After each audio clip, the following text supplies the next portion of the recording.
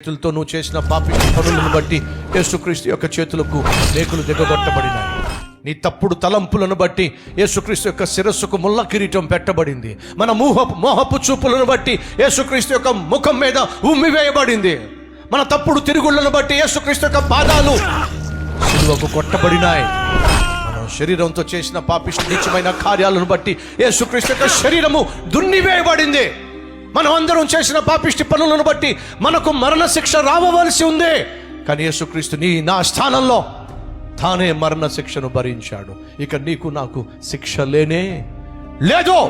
కానీ వినో, నీవు చేసిన ప్రతి పాపమును క్షమించుటకు ఆయన ఒక్కడే అధికారము కలిగిన వాడు.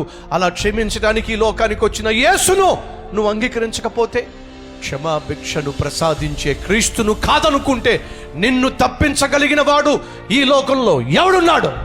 నీకు రాబోతున్న నరక శిక్ష నుండి తప్పించగలిగిన నాథుడు ఎవరున్నారు? కాబట్టి బైబిల్ సెలవిస్తుంది, ఇంత గొప్ప రక్షణను నిర్లక్ష్యము చేసిన ఎడల ఎలా తప్పించుకుంటావు? సహోదరుడా, సహోదరి,